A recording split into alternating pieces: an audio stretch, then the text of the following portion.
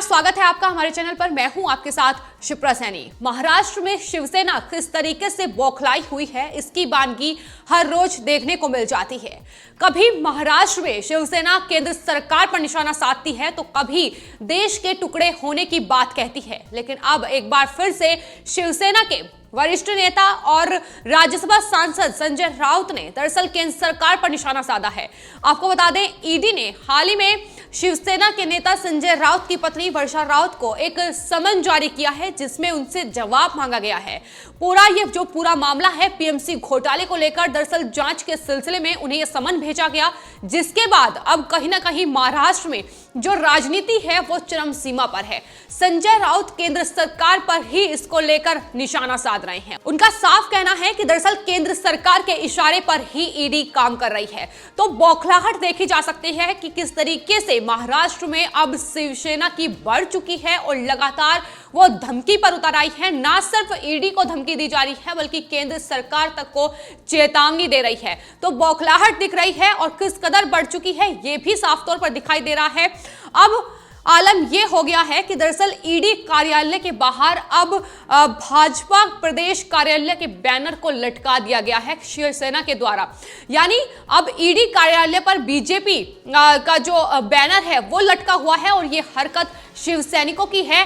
जिस तरीके से लगातार संजय राउत केंद्र सरकार पर निशाना साध रहे हैं, पहले वो अपने सामना के जरिए केंद्र सरकार पर निशाना साध चुके हैं और कई बातें उन्हें प्रधानमंत्री नरेंद्र मोदी को लेकर की। लेकिन अब जिस तरीके से ईडी अपनी जांच कर रही है पीएमसी घोटाले को लेकर और उसमें उन्होंने उनकी पत्नी वर्षा राउत को एक समन भेजा है, जिसके तहत उन्होंने कहा है कि 29 दिसंबर को उनसे पूछताछ होगी पीएमसी घोटाला की जो जांच ईडी कर रही है उस सिलसिले में। लेकिन उसको लेकर भी संजय राउत भड़के हुए हैं और ये कह रहे हैं कि ईडी दरअसल केंद्र सरकार के इशारों पर काम कर रही है। तो सबसे बड़ा सवाल यही है कि अगर कोई भी देश की बड़ी एजेंसी, फिर चाहे वो जांच एजेंसी हो, अगर वो अपना कार्य कर रही है और जांच के लिए किसी को बुला रही है तो क्या वो केंद्र सरकार के इशारों पर काम कर रही है? शिवसैनिकों से यह सवाल जरूर पूछना चाहिए।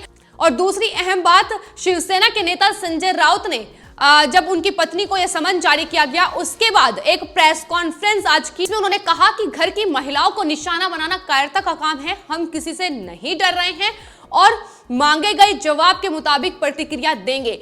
यानी केंद्र सरकार पर निशाना पूरी तरीके से साधा जा रहा है। हालांकि जांच ईडी कर रही है, लेकिन इसके बावजूद शिवसैनिक लगातार ये मान रहे हैं कि दरअसल केंद्र सरकार के इशारों पर ही ईडी काम कर रही है, जिस सिलसिले में उन्होंने ये प्रतिक्रिया दी है कि महिलाओं को निशाना बनाया जा रहा है। अब सवाल ये है कि दरअसल एक पूरा मामला है, उसमें जांच होनी है, उसमें पुरुष और महिला का क्या मतलब है? तो शिवसैनिकों को यह बात जरूर ध्यान रखनी चाहिए और खासतौर पर उनके नेता संजय राउत को जिस तरीके की बयानबाजी वो करते हैं वो हर कोई जानता है कि किस तरीके से जो पूरी शिवसेना है दरअसल वो अपनी राह से इस वक्त भटक चुकी है महाराष्ट्र में खास तौर पर। और जिस तरीके से एनसीपी के साथ वो इस वक्त कार्य वहां कर रही है वो भी साफ तौर पर दिखाई दे रहा है कि किस तरीके से वो अपना राजनीतिक खेल वहां खेल रही है और सिर्फ मकसद है केंद्र सरकार को बदनाम करना, बीजेपी को बदनाम करना, ना कि जनता की सेवा करना, जनता के लिए कार्य करना।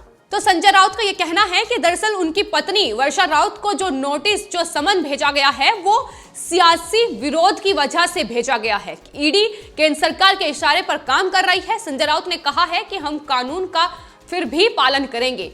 यानी एक जांच एजेंसी अपना काम कर रही है और उसी काम पर अब शिवसेना सवाल उठा रही है और शिवसेना की ये आदत रही है, उसने पहली बार ऐसा नहीं किया गया। आपको बता दें, शिवसेना की तरफ से दरअसल ये पहली बार नहीं हुआ है, बल्कि महाराष्ट्र के गृह मंत्री अनिल देशमुख भी कई बार केंद्र सरकार पर आरोप लगा चुके हैं। अगर सीबीआई अपनी जांच करती है उस पर सवाल खड़ा करते हैं, अगर ईडी अपनी जांच करती है उस पर सवाल खड़ा करते हैं, अगर एनसीबी अपनी जांच करती है तो उस पर भी ये सवाल खड़ा करते हैं। यानी इनकी आदत सी बन गई है कि किसी भी तरीके से जो चीजें केंद्र सरकार के अंडर है उन्हें कहीं ना कहीं उन्हें मिला दिया जाए और केंद्र सरकार को बदनाम कर दिया जाए। तो इसी सिलसिले में अब शिवसेना आगे बढ़ रही है। अभी उनके ही नेता अनिल देशमुख ने बयान दिया था कि सीबीआई सुशांत सिंह राजपूत केस में दरअसल केंद्र सरकार के इशारों पर काम कर रही है। उसके बाद अब संजय राउत का बयान आया कि ईडी केंद्र सरकार के इशारों पर काम कर रही है। लेकिन आपको ये याद दिला दें कि ईडी और सीबीआई या फिर कोई भी जांच एजेंसी है वो अपना काम कर रही है और उस काम के चक्कर में वो पुरुष या महिला बिल्कुल नहीं देखेगी। जिस तरीके से उन्होंने आरोप लगाया कि दरअसल महिलाओं को निशाना बना रही है केंद्र सरकार, तो ये शिवसेना को जरूर याद रखना चाहिए, संजय राउत को जरूर याद रखना चाहिए। आपको बता दें जिस तरीके से आज संजय राउत ने प्रेस कॉन्फ्रेंस की, उसके बाद तमाम नेताओं के बयान भी सामने आए हैं, जिसमें उन्होंने दरअसल संजय राउत ने यह कहा है कि महिलाओं को टारगेट करना कायरता है, लेकिन इसका जवाब भी बीजेपी के नेताओं ने दिया है। इस पर बीजेपी के नेता और प्रवक्ता अतुल भातखलकर ने संजय राउत को आड़े हाथों लेते हुए ये कहा है कि दरअसल जो प्रेस कॉन्फ्रेंस संजय राउत की तरफ से की गई उसमें वो पूरी तरीके से हताश नजर आए हैं। बीजेपी और ईडी के खिलाफ इल्जाम लगाने के बजाय दरअसल वो जनता और ईडी के सामने अपने ऊपर लगाए गए इल्जामों का सबूत दे तो जनता मानेगी। यानी साफ तौर पर अब जो एक बयानबाजी है, बयानबाजी का जो सिलसिला है महाराष्ट्र में वो शुरू हो गया है। जिस तरीके से अब संजय राउत की पत्नी वर्षा राउत को ईडी ने समन भेजा है पीएमसी बैंक घोटाला जो कि 2019 में हुआ था, और उसमें आपको बता दें संजय राउत के करीबी परवीन को गिरफ्तार ईडी के द्वारा किया गया था, और उसी सिलसिले में वर्षा राउत के अकाउंट में भी कुछ ट्रांजैक्शन हुई थी। उसी सिलसिले में जांच के लिए अब वर्षा राउत को यह समन भेजा गया है और 29 दिसंबर को उनसे पूछताछ होगी। लेकिन शिवसेना को यह बात हजम नहीं हो रही है। पूरी तरीके से जो शिवसेना है वो बौखलाई हुई है और उसी के सिलसिले में लगातार एक के बाद एक बयान दे रही है। इससे पहले अपने मुखपत्र सामना के जरिए भी उन्होंने कई बातें कही, केंद्र सरकार पर निशाना साधा, पूरी तरीके से भारतीय जनता पार्टी को निशाने पर लिया और एक बार फिर से केंद्र सरकार को ही इसके लिए दोषी ठहराया जा रहा है। लेकिन संजय राउत को यह जरूर याद रखना चाहिए कि ईडी एक जांच एजेंसी है जो कि पीएमसी बैंक घोटाले की जांच कर रही है, और उसमें कई नाम सामने आए हैं, ना सिर्फ वर्षा राउत का बल्कि कई शिवसेना के नेता का, और इस सिलसिले में पूरी पूछताछ ईडी करेगी, फिर चाहे वो केंद्र सरकार पर कितने भी इल्जाम क्यों न लगा लें।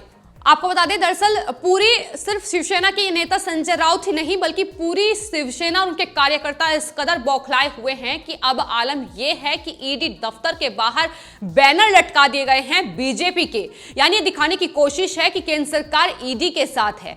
लेकिन वही जिस तरीके की भाषा का इस्तेमाल संजय राउत भी करते हैं और प्रेस कॉन्फ्रेंस के दौरान भी उन्होंने कई बातें कही। उन्होंने दरअसल धमकी देते हुए यह कहा कि मुझसे पंगा मत लेना, मैं नंगा आदमी हूं और शिवसेना, यानी इस तरीके की भाषा का इस्तेमाल शिवसेना के नेता संजय राउत के द्वारा किया जा रहा है। और यह पहला मौका नहीं है जब उन्होंने इस तरीके का बयान दिया है, इससे पहले भी कई बार वो इस तरीके की भाषा का इस्तेमाल कर चुके हैं और अपने तमाम इन्हीं ऐसे बयानों के लिए वो जाने जाते हैं और सुर्खियों में बने रहते हैं। और एक बार फिर से उन्होंने इस तरीके का बयान दिया है जो कि बेहद ही घटिया है। लेकिन इस पर भी बीजेपी ने पलटवार किया है। बीजेपी के नेता शहनवाज हुसैन ने कहा है कि फिलहाल जो शिवसेना है दरअसल वो मुस्लिम लीग की भाषा बोल रही है। शिवसेना इस समय कांग्रेस के साथ गठबंधन में है और लगता है कि उस पर कांग्रेस और टुकड़े टुकड़े गैंग के विचारों का असर होने लगा है। यानी वही बात शहनवाज हुसैन भी बोल रहे हैं कि जिसके लिए शिवसेना को जाना जाता था, जिस भाषा के लिए जाना जाता था, जिस सोच के लिए जाना जाता था, अब वो शिवसेना बिल्कुल ही बदल चुकी है। आपको बता दें